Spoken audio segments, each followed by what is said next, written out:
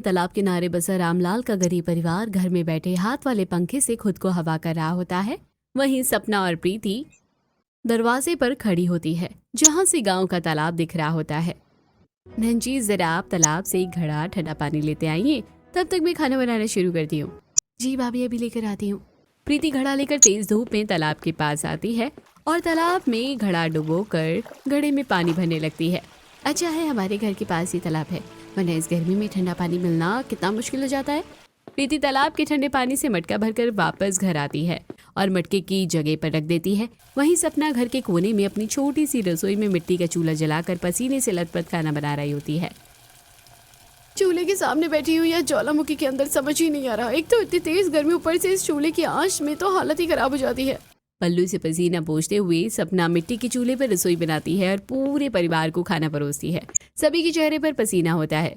माँ, बहुत गर्मी लग रही है, इतनी गर्मी में खाना कैसे खाऊं? मेरी प्यारी बेटी, ये तालाब का ठंडा पानी है ना, इसे पियो ठंडा ठंडा, इससे थोड़ी गर्मी कम होगी। और फिर खाना खाने के बाद तालाब के पास चली जाना, वहाँ गर्मी नहीं लगेगी। घर के पास तालाब होने की वजह से हम तो तालाब के पास बैठकर थोड़ी ठंडक पा लेते हैं, पर रसोई में बहू की बहुत बुरी हालत होती है। काश मेरे पास पैसे होते, मैं शहर में तुम्हारे लिए गैस चूल्हा लाता और तुम्हारे लिए एक ठंडी रसोई भी बनवाता, पर मैं पढ़ा लिखा नहीं हूँ और सिर्फ सब्जियां उगाना ही आता है, और इतनी तेज गर्मी में सब्जियां भी सही से नहीं उगती हैं। हम गरीबों की जिंदगी तो मौसम पर निर्भर होती है। गर्मी में गर्मी से परेशान, बरसात में बाढ़ और ठंड में ठंड से परेशान। और ये गर्मी तो हमारी गरीबी की साथी है। ये गर्मी हमारी गरीबी को हमसे दूर नहीं होने देती है। जब भी हम मेहनत करके अपनी गरीबी से पीछे छुड़ाना चाहते हैं, तब ये गर्मी तेज धूप, सूखा, थकान और लू लेकर चली आती है। पूरा परिवार गर्मी में खाना खाता है और अगले दिन सपना और उज्जवल डंडों के दोनों सिरों पर मटके बांधकर तालाब से पानी लाते हैं और अपनी मुरझाए हुए सूख रही सब्जियों के खेत में पानी डालते हैं। घर चलो सपना, इसका कोई फायदा नहीं है, हमारे खेत में सब्जियां नहीं उगेंगी। नहीं, हम मेहनत करेंगे, हमारे खेतों में भी सब्जियां होंगी। सपना, हम चाहे तालाब से कितने भी मटके भरकर खेतों में पानी क्यों न डालें, जब तक हम पानी डालते हैं तब तक नमी रहती है, और जैसे ही हम रुकते हैं 1 घंटे में सारा पानी सूख जाता है और शाम तक सारी सब्जियां मुरझा जाती हैं। बात तो आप सही कह रहे हैं, तालाब तो हमारा बहुत साथ दे रहा है, पर इतनी तेज गर्मी में मटकों से खेत को नहीं सींचा जा सकता। उज्जवल और सपना इसी तरह रोज तालाब से मटकों से पानी भरकर अपने खेत को सींचने की कोशिश करते हैं, जिससे घर की सब्जी का इंतजाम हो जाता है। ऐसे ही एक दिन खेतों को सींचकर पसीने से लथपथ सपना अपनी रसोई में आकर चूल्हा जलाती है। ये मुझे 3-3 चूल्हे क्यों दिखाई दे रहे हैं और आंखों के सामने धुंधलापन क्यों हो रहा है? सपना को चक्कर आने लगते हैं और आंखों से धुंधलापन दिखाई देने लगता है। सपना साइड दीवार का सहारा लेकर बैठ जाती है। इस वक्त मैं चूल्हे पर खाना नहीं बना सकती, मुझे चक्कर आ रहे हैं, मैं थोड़ी देर बाद खाना बनाऊंगी। बहू, ऐसा कर, तू थोड़ी देर तालाब के पास चली जा, वहां तुझे थोड़ी ठंडक मिलेगी। प्रीति, अपनी भाभी को तालाब के पास लेकर जा। प्रीति सपना को लेकर तालाब के पास आती है, जहाँ गांव की औरतें पानी लेने आई होती हैं और सबकी नजर तालाब में हमेशा डूबे रहने वाले एक बड़े से पत्थर पर होती है, जो अब ऊपर दिखाई दे रहा होता है। अरे ये पत्थर तो हमेशा तालाब में डूबा रहता है, आज ये ऊपर कैसे आ गया? गर्मी की वजह से तालाब का पानी सूख रहा है, जिसकी वजह से तालाब में पानी कम होता जा रहा है और ये पत्थर ऊपर आ गया। गर्मी ने पहले ही हमारी हालत खराब कर दी थी, और अब अगर ये तालाब भी सूख गया तो हमारी पानी की जरूरतें कैसे पूरी होंगी? अगर ये तालाब सूखता है तो हमारे पास गांव के बाहर बने इकलौते कुएं के पास जाने के अलावा और कोई चारा नहीं बचेगा। हाँ, क्योंकि इस गांव में कोई सरकारी नल भी तो नहीं है और ना ही पानी की दूसरी व्यवस्था। तालाब के सूखने की चिंता में गांव वालों के दिन बीतने लगते हैं और धीरे धीरे तालाब में सिर्फ घुटने तक ही पानी बचता है, जिससे परेशान सभी गांव वाले और गांव के सरपंच तालाब के पास इकट्ठा होते हैं। हमारे गांव के काफी किसानों की जमीन गर्मी की वजह से सूखी पड़ी है, ऊपर से तालाब भी सूख गया। लगता है इस साल हमारे गांव में गर्मी से सूखे का कहर आकर रहेगा।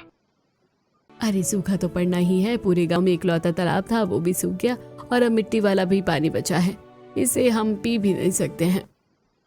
अरे वही अब गांव के बाहर का कुआं ही है जो पूरे गांव भर की प्यास बुझाएगा। इतनी गर्मी में गांव की औरतें अपनी रसोई में तो परेशान ही थी, अब पानी की भी परेशानी शुरू हो गई। गांव की सभी औरतें मटके लेकर अपने अपने घरों से निकलती है और तेज चिलचिलाती धूप में गांव के बाहर कुएं की ओर जाने लगती है। थोड़ी देर में सभी कुएं के पास पहुंचती है। कुएं में पानी कम होता है। कुएं का भी पानी बहुत नीचे चला गया है, सिर्फ थोड़ा सा ही पानी बचा है।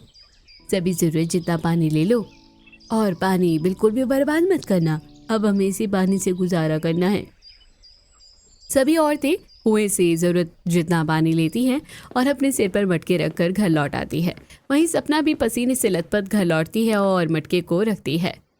हाँ, बहुत तेज गर्मी है, बर्दाश्त नहीं होती। थोड़ा पानी पीती हूँ तभी जान में जान आएगी। इतना कहकर सपना मटके से पानी निकाल कर पीती है। ये पानी तो बिल्कुल गर्म है। इतनी तेज धूप में इतनी मेहनत से पानी लेकर आई और गर्मी की वजह से ये पानी भी गर्म हो गया। इतनी मेहनत के बाद इस गर्मी ने एक गिलास ठंडा पानी भी नसीब नहीं होने दिया। पहले तो रसोई के बाद भाभी तालाब के ठंडे पानी से हाथ मुंह धो लेते थे और थोड़ा ठंडा पानी पी भी लेते थे, जिससे भाभी को राहत मिलती थी। अब तो और हालत खराब हो जाएगी।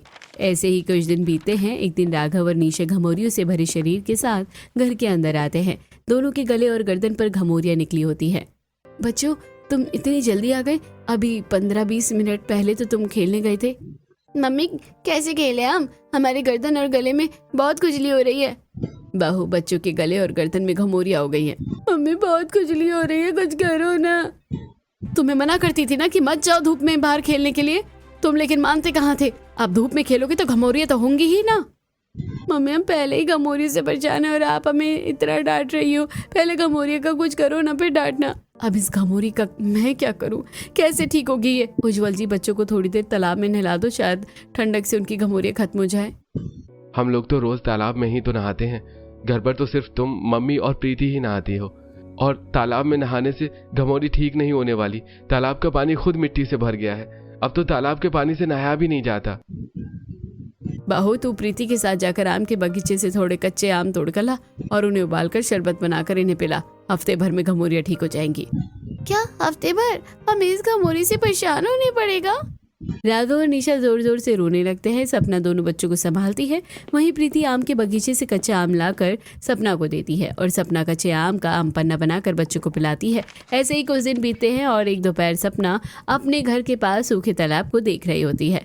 भले तालाब में सिर्फ थोड़ा ही पानी बचा है, पर अभी भी तालाब के पास चलने वाली हवा ठंडी ही है और जमीन में नमी होने की वजह से यहाँ अभी भी पहले जैसी ठंडक है। काश ऐसी ठंडक रसोई में भी होती। खैर, अभी थोड़ी देर यहीं बैठती हूँ, फिर अपनी रसोई में जाकर खाना बनाऊंगी।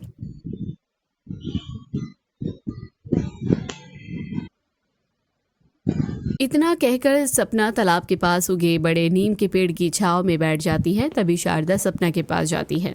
बहू, तूने मसाले कहाँ रखे हैं? आटे के पीछे वाले डब्बों में सारे मसाले हैं, पर आप क्यों पूछ रही है माँ जी? बहू, तू अभी गांव के बाहर से इतनी दूर कुएं से पानी लेकर आई है, तो मैंने सोचा आज तू यहाँ आराम कर, मैं खाना बना देती हूँ। नहीं नहीं माँ जी, इतनी गर्मी में अगर आप रसोई में खाना बनाओगी तो आपकी तबीयत खराब हो जाएगी। आप रहने दीजिए, मैं बना लूंगी। नहीं बहू, पहले दिन तुझे चक्कर आने लगे थे और आज भी तू गांव के बाहर से पानी लेकर आई है। थकी होगी, मैं बनाऊंगी आज रसोई। नहीं नहीं माँ जी, यहाँ तालाब के पास काफी ठंडक है। देखिए, मेरी थकान भी दूर हो गई है, मैं चलती हूँ खाना बनाने। नहीं बहू, अगर जिस तरह तालाब के पास ठंडक है वैसी ठंडक रसोई में होती तो बात ही कुछ और होती, पर रोज रोज तुझे रसोई में परेशान होना पड़ता है। आज खाना मैं बनाऊंगी। वाह माँ जी, वाह, बातों में क्या आइडिया दिया आपने। आइडिया? मैंने क्या आइडिया दिया? तालाब की तरह ठंडी रसोई का। माँ जी, इस तालाब के अंदर मैं अपनी ठंडी रसोई बना सकती हूँ। तालाब के अंदर? पर वो कैसे बहू? वो देखिए माँ जी, तालाब के अंदर का पत्थर तालाब सूखने की वजह से ऊपर आ गया है। उस पत्थर पर मैं मिट्टी का चूल्हा बनाऊंगी और यहाँ बैठकर आराम से तालाब की ठंडक में अपनी ठंडी रसोई में खाना बनाऊंगी। बहू, बात तो तेरी सही है, चल कोशिश करके देखते हैं। सपना तालाब के अंदर निकले एक पत्थर पर मिट्टी से चूल्हा बनाती है और थोड़ी देर उसे धूप में सूखने के लिए रख देती है। उसके बाद सपना अपने घर में आती है। बहू, मैंने सुना है तुम तालाब के अंदर ठंडी रसोई बना रही हो। बन गई क्या तुम्हारी रसोई? पापा जी, अभी तो चूल्हा बनाकर धूप में सूखने के लिए रख कर आई हूँ। इतनी तेज धूप है, मिनटों में चूल्हा सूख जाएगा। तब तक मैं खाना बनाने के लिए बर्तन और सामान लेने आई हूँ। इतना कहकर सपना खाना बनाने के लिए बर्तन और राशन लेकर तालाब के अंदर अपनी ठंडी रसोई में आती है और चूल्हा जलाती है। चारों तरफ तालाब का ठंडा पानी होने की वजह से तेज धूप में भी रसोई में ठंडक होती है। सपना आराम से चूल्हा जलाकर अपनी ठंडी रसोई में खाना बनाती है। वाह, आज पहली बार चूल्हे के सामने बैठकर खाना बनाने में पसीना नहीं आ रहा है। तालाब के पास चलने वाली ठंडी हवा में गर्मी भी नहीं लग रही है। ऐसी ठंडी रसोई हो तो तब तो खाना बनाने में ही मज़ा आ जाए। सपना अपनी ठंडी रसोई में खाना बनाती है, तभी शारदा अपनी पूरी परिवार के साथ थालियाँ लेकर आती है और नीम के पेड़ के नीचे बैठ जाती है। अरे आप लोग घर के बाहर थालियाँ लेकर क्यों आ गए? मैं खाना लेकर आ ही रही थी। क्यों भाभी, आप तालाब के अंदर ठंडी रसोई में ठंडक में खाना बनाएंगी और हम भट्टी जैसे घर में खाना खाएंगे? माँ जल्दी खाने दो ना, बहुत भूख लगी है। हाँ सपना, जल्दी खाना परोसो। बहुत दिनों बाद बिना पसीना बहाए तुमने खाना बनाया है और हम बिना पसीना बहाए खाना खाएंगे। सपना सभी को खाना परोसी और खुद भी पेड़ की छांव और तालाब की ठंडी रसोई में पूरे परिवार के साथ बैठकर खाना खाने लगती है। वाह मम्मी, आज मजा आ गया। क्या ठंडी जगह है खाना खाने के लिए। तुम बेकार में हमें घर में खाना खिलाती थी, अब से हम रोज तालाब के पास ही बैठकर खाना खाएंगे और तुम भी तालाब के पास ही खाना बनाना, फिर तुम्हें पसीने भी नहीं आएंगे। मम्मी, जब तालाब में इतनी ठंडक हो तो आपने पहले तालाब में खाना क्यों नहीं बनाया? अब तक रसोई में क्यों बनाती थी खाना? बच्चों, पहले कभी ध्यान ही नहीं दिया कि तालाब के पास ठंडी रसोई भी हो सकती है। और जब तालाब पानी से भरा था तब शायद मैं यहाँ अपनी ठंडी रसोई बना भी नहीं पाती। गांव भर के लोग तालाब के पास आकर काम करते थे, उन्हें भी परेशानी होती और हमारी रसोई में भी पानी के छींटे आते। पर अब ऐसी कोई दिक्कत नहीं है। अरे सपना, अब तुम रोज तालाब के अंदर ठंडी रसोई में ही खाना बनाना। सपना पूरे परिवार के साथ तालाब के पास नीम के पेड़ की छांव में खाना खाती है और पूरा परिवार वहीं चटाई बिछा के लेट जाता है। ऐसे ही कुछ दिन बीतते हैं। अब सपना रोज तालाब के अंदर ठंडी रसोई में खाना बनाती है। ऐसे ही एक दोपहर तेज धूप में सपना खाना बना रही होती है, तभी उज्जवल वहाँ आता है। तालाब के अंदर ठंडी रसोई में ठंडक तो है, पर तेज धूप भी तो है। सपना, तुम्हें धूप नहीं लग रही है क्या? जी आप यहाँ? अभी तो खाना नहीं बना है, अभी खाना बनने में थोड़ा समय है। नहीं नहीं, तुम आराम से खाना बनाओ। वैसे मैं पूछ रहा था, इतनी तेज धूप है, तुम्हें धूप नहीं लग रही है क्या? बात तो आप सही कह रहे हैं, धूप तो बहुत तेज है और मेरे सर पर बहुत तेज धूप लग रही है, पर अब इसका क्या कर सकते हैं? अगर तालाब की ठंडी रसोई में ठंडक में खाना बनाना है तो थोड़ी धूप तो बर्दाश्त करनी पड़ेगी। हम गरीबों को कभी पूरा सुख नहीं मिलता है। तालाब के अंदर ठंडी रसोई मिली, फिर भी सर पर धूप लग रही है। अगर यहाँ पर सिर छुपाने जितनी भी जगह होती तो तुम्हें और आराम होता खाना बनाने में। देखिए क्या कमाल की बात है, बातों ही बातों में आपने मुझे एक और आइडिया दे दिया। मेरी बातों में तुम्हें क्या आइडिया मिल गया? अभी आपने कहा ना सर छुपाने के लिए एक छोटी छत होती तो कितना अच्छा होता। तो एक छोटी छत बनाना कौन सी बड़ी बात है। मैं अपने बैठने जितनी एक छोटी सी छत तो बना ही सकती हूँ। जिस तरह हम खेत में आराम करने के लिए छत डालते हैं, ठीक वैसे ही। अच्छा ठीक है, तो मैं कुछ बांस और हरे पत्ते इकट्ठा करके तुम्हारे लिए एक छत बना देता हूँ। तुम आराम से उसके अंदर बैठना। ठीक है, मैं भी आपकी मदद करती हूँ। इससे मैं छत बनाना भी सीख जाऊंगी और कभी छत टूट भी गई तो मैं दोबारा बना लूंगी। इतना कहकर सपना चूल्हे पर चावल चढ़ाकर उज्जवल के साथ बांस के पेड़ों के पास आती है। सपना और उज्जवल कुछ छोटे बांस, ढेर सारे केले के पत्ते, अपनी लंबी बेल लेकर तालाब के अंदर अपनी ठंडी रसोई में आते हैं। मैं इन 4 बांसों को जमीन में गाड़कर बेलों से आपस में बांध दूंगा और उसके ऊपर और तीनों तरफ केले के पत्तों से अच्छे से ढक दूंगा। बस छत बनकर तैयार। सपना और उज्जवल तालाब के अंदर ठंडी रसोई में 4 बांस जमीन में गाड़ते हैं और बांसों को लंबी बेलों से आपस में बांधकर उन पर केले के बड़े बड़े पत्तों से अच्छे से ढक देते हैं, जिसके अंदर सपना आराम से बैठकर खाना बनाती है। सही मायने में तो अब मेरी तालाब के अंदर ठंडी रसोई बनकर तैयार हो गई है।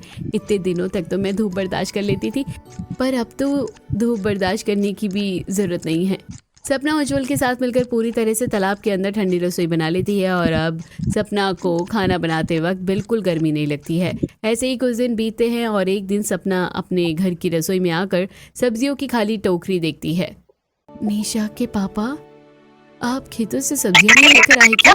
घर में एक भी सब्जी नहीं है, खेतों से थोड़ी सब्जियां ले आई हैं। खेत में एक भी सब्जी नहीं बची है। इतने दिनों की मेहनत से जो सब्जियां उगी थी वो भी सब खत्म हो गई हैं। अरे उज्जवल बेटा, तो तूने और सब्जियां क्यों नहीं उगाई? अब बिना सब्जी के हम खाना कैसे खाएंगे? सब्जियां कैसे उगाऊं पापा? पहले जब तालाब में पानी था तो किसी तरह अपने खेतों को सींचा करता था। अब तालाब में पानी ही नहीं है खेत सींचने के लिए, इसलिए एक भी सब्जी नहीं होगी। सारे पौधे मुरझा गए हैं। पूरा परिवार अपने बंजर और सूखे पड़े खेत में आता है। चारों तरफ सूखी मिट्टी और मुरझाए हुए पौधे पड़े हुए थे। हे भगवान, अब बिना सब्जियों के हमारा गुजारा कैसे होगा? यही सब्जियां ही तो हमारी रोजी रोटी थी। इन्हीं सब्जियों के बदले तो थोड़ा आटा चावल तो मिल ही जाता था। अब अगर सब्जियां ही नहीं होंगी तो हम खाएंगे क्या और घर का राशन कैसे खरीदेंगे। पहले भी तालाब ही हमारी मदद करता था और अभी भी तालाब ही हमारी मदद करेगा।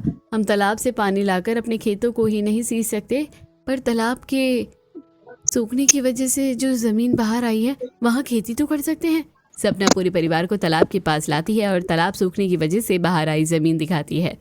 ये जमीन सालों तक पानी के अंदर थी, जिसकी वजह से वो काफी उपजाऊ है। अगर हम इसमें खेती करेंगे तो हमारी सब्जियां जरूर उगेंगी और तालाब के पास होने की वजह से सब्जियों की सिंचाई करना भी मुश्किल नहीं होगा। हाँ, ये आइडिया ठीक है। उज्जवल बेटा, तो इस जमीन की जुताई करके इसे थोड़ा नीचे कर और मैं ऐसी मेड़ बनाऊंगा कि तालाब का पानी ढलान से खुद इस जमीन तक आएगा और दूसरी तरफ से वापस भी चला जाएगा। उज्जवल तालाब की जमीन की जुताई कर एक तरफ की जमीन तालाब से नीचे करता है और रामलाल तालाब से जुताई की जमीन एक तरफ की पतली मेड़ बनाता है, जिससे पानी खुद जमीन तक आता रहता है और वापस भी जाता रहता है। और सपना जमीन में तरह तरह की सब्जियों के बीज बोती है। बहू, मैंने तालाब के घुटनों भर पानी से हमारी खेती के लिए चुनी गई जमीन तक ऐसी मेड़ बना दी है कि अब पानी खुद तालाब से आएगा और दोबारा तालाब में ही चला जाएगा। अब हमें अलग से सिंचाई करने की जरूरत नहीं है। अब बस कुछ ही दिनों का इंतजार है। बीज अंकुरित होते ही मैं इसमें गोबर, सड़ी गली सब्जियां और फलों का खाद डालकर डाल दूंगी और कुछ ही दिनों में हमारी सब्जियां तैयार हो जाएगी। भाभी, सब्जियां तैयार होने में 10 दिन लगेंगे, तब तक हम क्या खाएंगे? गर्मियों का सीजन है, गांव के बगीचों में काफी अच्छे आम हो गए हैं।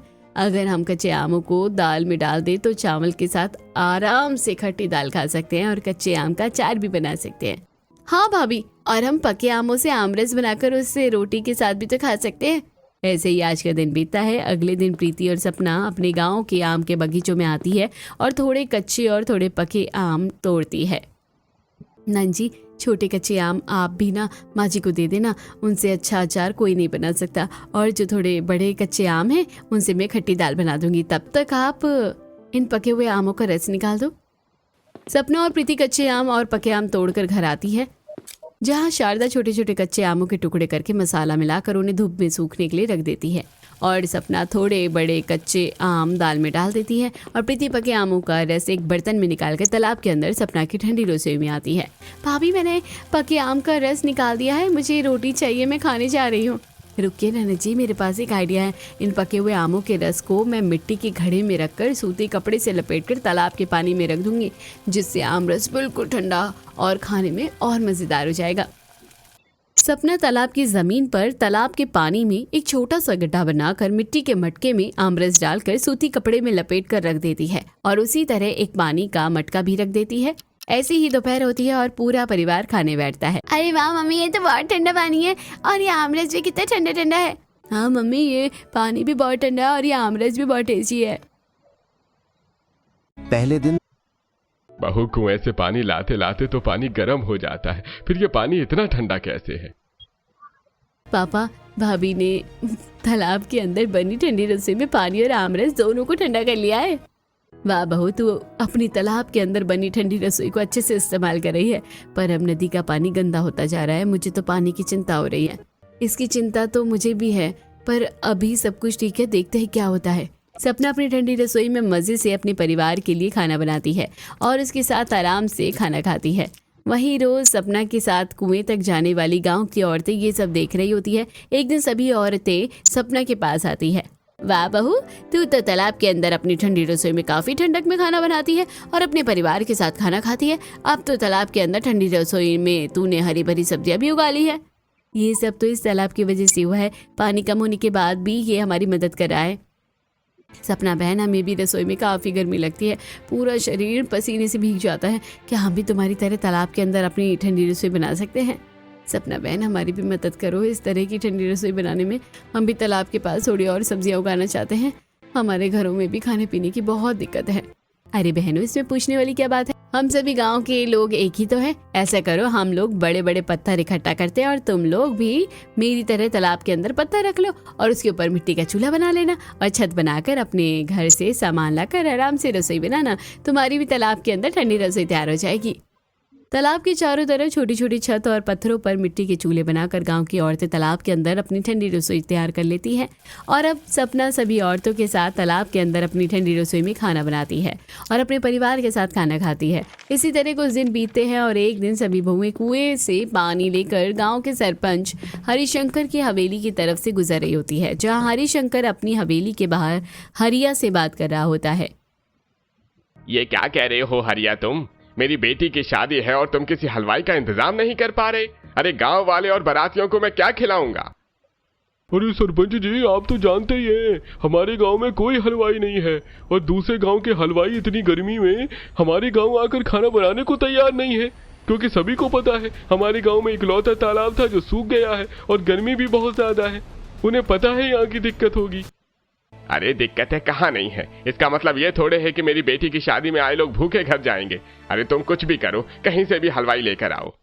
बहनों, सुना तुम लोगों ने? सरपंच जी की बेटी की शादी के लिए कोई हलवाई नहीं मिल रहा है, हमें उनकी मदद करनी चाहिए। हाँ हाँ जरूर, चलो सरपंच जी के पास। सपना सभी गांव की दूसरी बहनों के साथ सरपंच हरिशंकर के पास आती है। अरे बहनों, तुम लोगों को कुछ परेशानी है क्या? सरपंच जी, हमने सुना है आपको कोई हलवाई नहीं मिल रहा है। हाँ बहनों, समझ ही नहीं आ रहा है। अगले महीने ही शादी है और अभी भी कोई हलवाई नहीं मिल रहा है। अब मैं क्या करूंगा? सरपंच जी, क्या हम बहुएं खाना बनाना नहीं जानती हैं? कैसी बात कर रही हो बहुओं? तुम लोग इतने सालों से अपने परिवार का पेट भर रही हो, तुम लोगों से अच्छा खाना कौन बना सकता है? सरपंच जी, तो आप गांव के बाहर से हलवाई क्यों बुला रहे हैं? हम बहुएं हैं ना, हम बनाएंगे गांव की नंद की शादी में खाना। बहुओं, इतनी भीषण गर्मी में तुम लोग खाना बनाओगी? सरपंच जी, सपना दीदी के तालाब के अंदर बनी ठंडी रसोई में गर्मी का नामो निशान नहीं है। आप बस हमें सुबह राशन और बर्तन दे देना, बाकी खाना बनाना हम लोगों की जिम्मेदारी है। ऐसे ही हंसी खुशी एक महीना बीतता है और आज सुबह सरपंच अपने आदमियों के साथ बड़े बड़े बर्तन और राशन लेकर बहू के पास आता है। अरे बहुओं, ये लो बर्तन और ये सारा राशन का सामान। सरपंच जी, अब आप जाइए और जाकर मंडप लगवाइए और दूसरी तैयारियां कीजिए, शाम तक खाना बन जाएगा। हम मिट्टी के बड़े बड़े 3 चूल्हे बना लेते हैं। पूर्णिमा दीदी, आप एक पर सब्जी बनाइए, राधिका बहन तुम एक पर चावल और दाल बनाओ, मैं आटा गूंथती हूँ, शाम को सीधे पूड़ियाँ तलूंगी, खाना तैयार हो जाएगा। तालाब के अंदर ठंडी रसोई में बहुएं मिट्टी के 3 बड़े बड़े चूल्हे बनाती है और उनमें लकड़ियां जलाकर खाना बनाना शुरू करती है। देखते ही देखते सूरज ढलता है और सपना कढ़ाई में तेल डालकर चूल्हे के सामने खड़ी हो जाती है।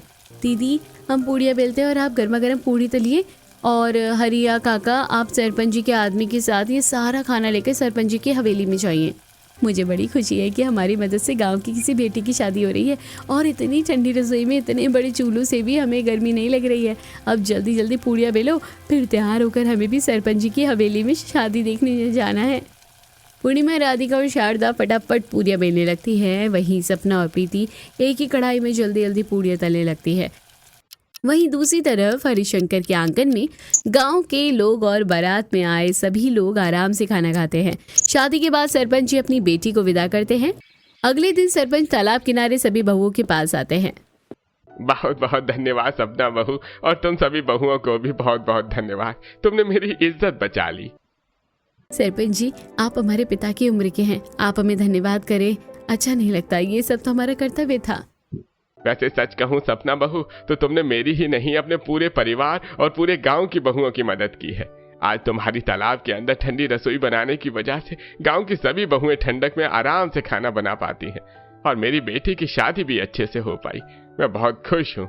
तुम सदा खुश रहो, सदा सुहागन रहो। कभी भी तुम्हें कोई दिक्कत हो तो मुझे बताना। ऐसे ही कुछ दिन बीते हैं और एक दोपहर सपना गांव की बहुओं के साथ गांव के बाहर कुएं के पास आती है। कुआं पूरी तरह से सूख चुका था। हे भगवान, ये कुआं भी सूख गया, अब हमारा क्या होगा? हम अब पानी कैसे पिएंगे? अब तो गांव में पानी का एक ही रास्ता बचा है, हमारा तालाब। उस तालाब में तो सिर्फ घुटने तक ही पानी है और उस पानी में भी काफ़ी मिट्टी है। तो हम क्या कर सकते हैं? कम से कम मिट्टी मिला ही सही, पर पानी तो है कुएं में, तो पानी की एक भी बूंद नहीं है। अब हमें उसी पानी को पीना होगा। हमारे पास अब कोई चारा नहीं है। ऐसा करते हैं, तालाब के पानी को थोड़ी देर बर्तन में भरकर रख देंगे, मिट्टी नीचे बैठ जाएगी, फिर सूती कपड़े से छान लेंगे और फिर उबाल कर पियेंगे। मुझे ठीक तो नहीं लग रहा, पर प्यास तो बुझानी पड़ेगी ना। सपना बहू के साथ वापस गांव लौट जाती है और अपने घर आकर कुएं की सूखने की बात घर वालों को बताती है। अरे ये गर्मी हमें क्या क्या दिन दिखाएगी।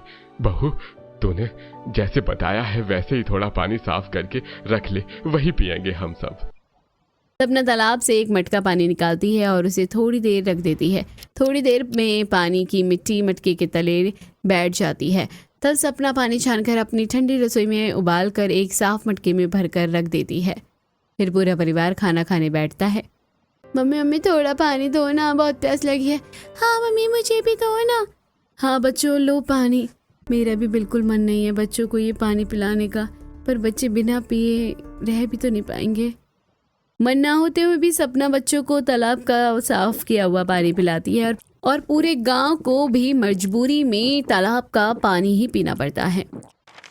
ऐसे ही कुछ दिन बीतते हैं और एक दिन राघव और अनीशा गांव के कुछ बच्चों के साथ बड़े बड़े थर्माकोल लेकर तालाब के किनारे आते हैं। दादी बुआ पापा मम्मी देखो हम क्या लेकर आए हैं।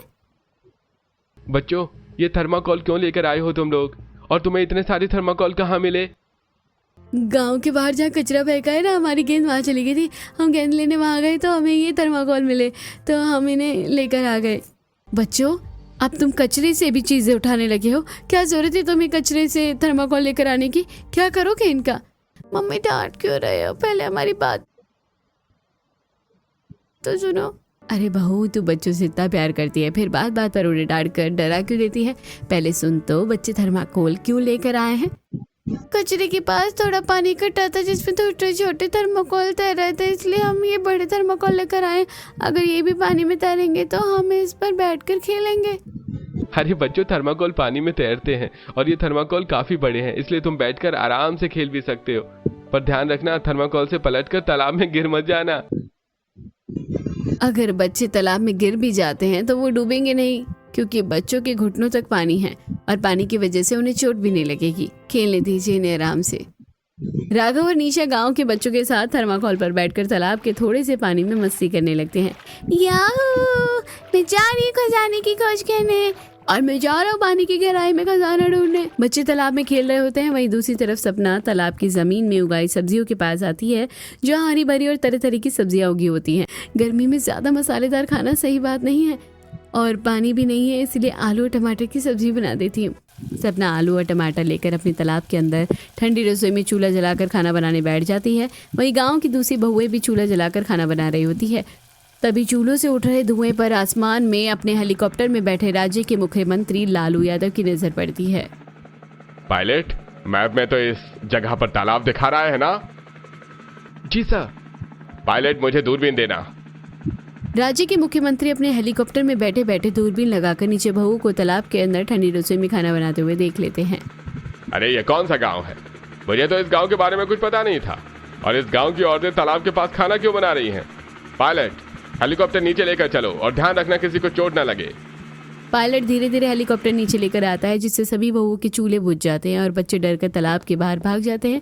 पायलट थोड़ी दूर पर हेलीकॉप्टर उतारता है और राज्य के मुख्यमंत्री अपनी सिक्योरिटी के साथ बहू के पास आते हैं। कौन है आप? हमें डरा दिया आपने।